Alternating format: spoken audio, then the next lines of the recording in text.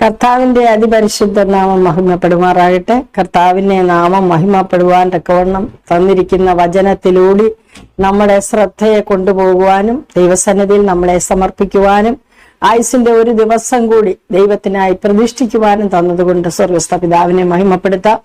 ഈ പ്രഭാതത്തില് ദൈവവചനം മന്നയായി നമുക്ക് നൽകപ്പെട്ടിരിക്കുന്നത് മത്തായിയുടെ സുവിശേഷം 5-ാം അധ്യായം അതിന്റെ 48-ാം വാക്യമാണ്. ആകയാൽ നിങ്ങളുടെ സ്വർഗീയ പിതാവ് സൽഗുണപൂർണനായിരിക്കുന്നത് പോലെ നിങ്ങളും സൽഗുണപൂർണരാകുവിൻ. ക്രിസ്തുവിന്റെ പക്വതയിലേക്ക് നമ്മെ വിളിക്കുന്ന ഒരു വചനമാണ് ഈ പ്രഭാതത്തിൽ മന്നയായി നൽകപ്പെട്ടിരിക്കുന്നത്. സ്വർഗസ്ഥ പിതാവ് സൽഗുണപൂർണനായിരിക്കുന്നത് പോലെ നാമും സൽഗുണപൂർണരാകുവാൻ തക്കവണ്ണം കർത്താവ് പിതാവിനെ കാണിച്ചു തരുവാൻ സ്നേഹം കൊണ്ട് ഭൂമിയെ കീഴടക്കുവാൻ ഈ ഭൂമിയിലേക്ക് വന്നപ്പോൾ കർത്താവിന്റെ വചനത്താൽ ആകർഷിക്കപ്പെട്ടവരായ ആളുകളോട് സംസാരിക്കുന്ന ഒരു വചനമാണ് ഗിരിപ്രഭാഷണ വേളയിൽ ഈ വചനം. ആകയാൽ നിങ്ങളുടെ സ്വർഗസ്ഥ പിതാവ് സൽഗുണപൂർണനായിരിക്കുന്നത് പോലെ നിങ്ങളും സൽഗുണപൂർണരാകുവീൻ എന്ന ഈ തിരുവചനം നമുക്ക് വളരെ പ്രചോദനം നൽകുന്ന ഒരു വചനമാണ്. ഈ ലോകത്തിലെ നമ്മുടെ ജീവിതത്തിൽ പലപ്പോഴും നമ്മുടെ പക്വതയില്ലായ്മകൾ വെളിപ്പെടുമ്പോൾ തന്റെ ജീവിതകാലത്ത് പക്വതയോടെ ചെറുപ്രായത്തിൽ തന്നെ മറ്റുള്ളവരെ അതിശയിപ്പിക്കുന്ന പക്വതയോടെ സംസാരിക്കുകയും പെരുമാറുകയും ചെയ്ത കർത്താവിനെ നമുക്ക് ഒന്ന് പിൻപറ്റുവാൻ ഈ പ്രഭാതം നമുക്ക് ദൈവസന്നിധിയിൽ ഏൽപ്പിച്ചു കൊടുക്കാം. കർത്താവിന്റെ പക്വതയിലേക്ക് നമുക്ക് ആയി തീരണമെങ്കിൽ അനുദിനം നാം കർത്താവിനെ നോക്കിക്കൊണ്ടിരിക്കണം. കർത്താവിൽ തന്നെ നാം ആകർഷിക്കപ്പെട്ട് അവിടുത്തെ ആ ഭാവത്തിലേക്ക് ദിനം പ്രതി നാം ആയിത്തീരുന്ന ഒരു അനുഭവം പ്രാപിക്കുമ്പോൾ മാത്രമേ അവിടുത്തെ പക്വതയിലേക്ക് നമുക്ക് വരുവാൻ കഴിയുള്ളൂ. അതുകൊണ്ടാണ് ഫിലിപ്പിയ ലേഖനം 2-ാം അധ്യായത്തില് അപ്പോസ്തലനായ പൗലോസ് ഫിലിപ്പിയ സഭയോട് പറയുന്നത്, ക്രിസ്തേശുവിലുള്ള ഭാവം തന്നെ നിങ്ങളിലും ഉണ്ടായിരിക്കട്ടെ. നമ്മളുടെ ഭാവം എന്താണെന്ന് അദ്ദേഹം അവിടെ പറയുന്നുണ്ട്. ശാഠ്യം, ദുരഭിമാനം, ഇതൊക്കെയാണ് നമുക്ക് കൈമുതലായുള്ള ചില ഭാവങ്ങൾ. എന്നാൽ ആ ഭാവത്താൽ നിങ്ങൾ ഒന്നും ചെയ്യാതെ ക്രിസ്തേശുവിന്റെ ഭാവത്തിലേക്ക് നിങ്ങൾ മാറണം എന്ന് പറയുമ്പോൾ അവിടുത്തെ ഭാവം എന്താണെന്നും ആ അധ്യായത്തിൽ തന്നെ വിശുദ്ധ പൗലോസ് അപ്പോസ്തലൻ പറയുന്നുണ്ട്. അനുസരണത്തിൽ തികവുള്ളവനായി ക്രൂശിലെ മരണത്തോളം പിതാവിനെ അനുസരിച്ചതായ കർത്താവിന്റെ ഒരു ഭാവം, ക്രൂശിലെ മരണത്തോളം തന്നെത്താൻ താഴ്ത്തിയതായ കർത്താവിന്റെ ഭാവം, കർത്താവിന്റെ സൗമ്യത, അവിടുത്തെ ദയവ്, അവിടുത്തെ മനസ്സലിവ്, ഇതെല്ലാം പക്വതയുടെ ഭാഗങ്ങളായിട്ട് നമുക്ക് വെളിപ്പെടുത്തി തരുമ്പോൾ നമ്മുടെ ജീവിതത്തിലെ പക്വത കുറവുകൾ മാറുവാൻ കർത്താവിന്റെ ഈ ഭാവം ഒന്നൊന്നായിട്ട് നമ്മുടെ ജീവിതത്തിലേക്ക് ഒപ്പിയെടുക്കേണ്ടതായിട്ടുണ്ട്. ആ ഒപ്പിയെടുക്കുന്ന അനുഭവമാണ് ദിനം പ്രതി നമ്മെ രൂപാന്തരപ്പെടുത്തിക്കൊണ്ടിരിക്കണം എന്ന് പരിശുദ്ധാത്മാവ് നമ്മോട് സംഭാഷിക്കുന്നത്. നമ്മളിലെ അപൂർണതകൾ മാറുവാൻ, അപക്വതകൾ മാറുവാൻ, അവിവേകങ്ങൾ മാറുവാൻ, ക്ഷമയില്ലായ്മകൾ മാറുവാൻ, കോപങ്ങൾ മാറുവാൻ, സ്നേഹമില്ലായ്മകൾ മാറുവാൻ, എല്ലാ കർത്താവിന്റെ ഭാവത്തിന് വിരുദ്ധമായ ഭാവങ്ങളും കർത്താവിന്റെ സൽഗുണപൂർത്തിക്ക് വിരുദ്ധമായ ഒരു സ്വഭാവ വിശേഷങ്ങളും ഉള്ളതായ നമ്മെ ഈ പ്രഭാതത്തിൽ കർത്താവ് ക്ഷണിക്കുന്നത്, സ്വർഗപിതാവ് സൽഗുണപൂർണനായിരിക്കുന്നത് പോലെ നിങ്ങൾ സൽഗുണപൂർണരാകുവീൻ എന്ന് പറയുമ്പോൾ കർത്താവ് പറയും, ഞാൻ സൗമ്യനായതുകൊണ്ട് എന്റെ മുഖമേറ്റ് എന്റെ കൂടെ പഠിക്കുകയാണെങ്കിൽ ഈ ഭാവമെല്ലാം നിങ്ങളുടെ സ്വന്തമായി തീരും എന്ന് കർത്താവ് പറയുകയുണ്ടായി.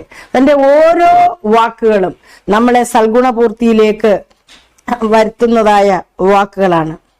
ഒരു കർഷകൻ ഒരിക്കല് അദ്ദേഹം ആക്സൽ എൽനാൻഡ് സൺ സ്വീഡനിൽ ജനിച്ച ഒരു ചെറുപ്പക്കാരൻ മിസോട്ടയിലേക്ക് കുടിയേറിയതായ ഈ കർഷകൻ പിന്നീട് ലോകം അറിയപ്പെടുന്ന ഒരു കർഷകനായി തീർന്നു.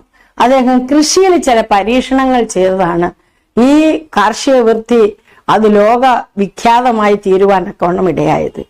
അദ്ദേഹം ചില പരീക്ഷണങ്ങളും നിരീക്ഷണങ്ങളും ചെയ്ത് ആധുനിക ലോകത്തിന് അനവധി സംഭാവനകൾ നൽകിയ ഒരു വ്യക്തിയായിരുന്നു. കർത്താവ് തന്റെ ഐഹിക ലോക ജീവിതത്തില് നമ്മോട് സംഭാഷിക്കുമ്പോൾ യോഹന്നാന്റെ സുവിശേഷത്തിൽ പറയുന്നത്, ഞാൻ മുന്തിരിവള്ളിയും നിങ്ങൾ കൊമ്പുകളുമാകുന്നു.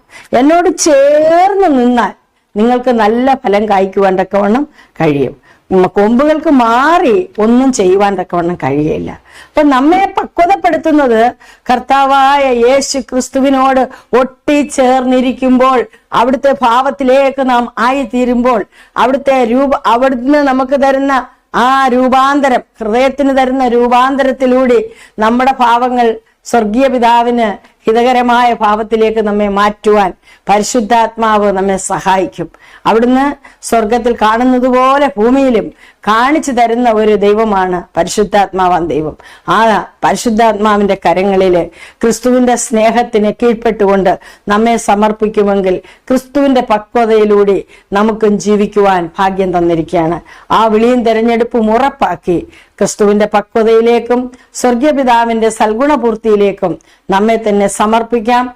കർത്താവിന്റെ വരവിന്റെ നാളുകൾ ഏറ്റവും ആസന്നമായിരിക്കുമ്പോൾ, തന്റെ വിശുദ്ധിയിലേക്ക് നമ്മെ വിളിക്കുമ്പോൾ, നമ്മുടെ വിശുദ്ധീകരണമാണ് അവിടുത്തെ ഏറ്റവും പ്രധാനപ്പെട്ട ലക്ഷ്യമെന്ന് വേദപുസ്തകം ആവർത്തിച്ചു പറയുമ്പോൾ, നമ്മുടെ വിശുദ്ധീകരണത്തിനായി നമ്മെ കർത്താവിന്റെ സന്നിധിയിൽ ഏൽപ്പിച്ചു കൊടുക്കാം.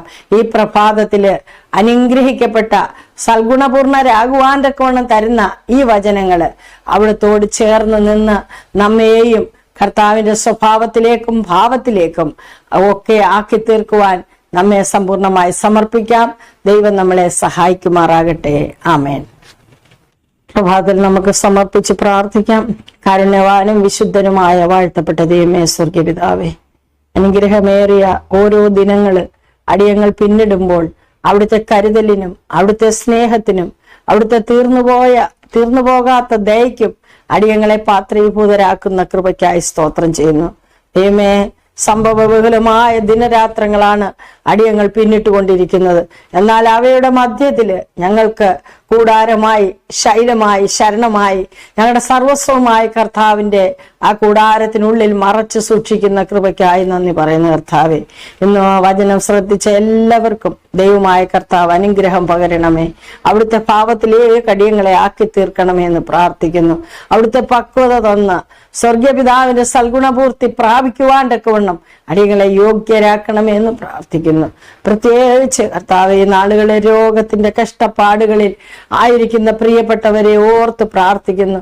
ദൈവത്തിന്റെ അദൃശ്യമായ കരം സ്പർശിച്ചവർക്ക് സൗഖ്യം നൽകണമേ, എല്ലാ വേദനകളിൽ നിന്നും വിടുതൽ നൽകണമേ എന്ന് പ്രാർത്ഥിക്കുന്നു. കർത്താവെ, ദൈവത്തിന്റെ കുഞ്ഞുങ്ങളായി ജീവിപ്പാൻ അടിയങ്ങൾക്ക് ആവശ്യമായ സ്വർഗീയ കൃപകളെ ഒരുക്കി തന്ന് പരിശുദ്ധാത്മാവ് അടിയങ്ങളെ ദിനം പ്രതി ചെത്തി ഒരുക്കി നല്ല ഫലം കായ്ക്കുന്ന ദൈവമേ അനുഭവത്തിലൂടെ നല്ല സാക്ഷ്യമുള്ളവരായി ജീവിപ്പാൻ അടിയങ്ങളെ സഹായിച്ച് അനുഗ്രഹിക്കണമെന്ന് യേശു മൂലം ചോദിക്കുന്നു. പ്രാർത്ഥന കേൾക്കണമേ നല്ല പിതാവേ. ആമേൻ. സ്തോത്രം. എല്ലാവർക്കും നല്ല ഒരു ദിവസം ആശംസിക്കുന്നു. ദൈവം നമ്മെ അനുഗ്രഹിക്കുമാറാകട്ടെ. ആമേൻ.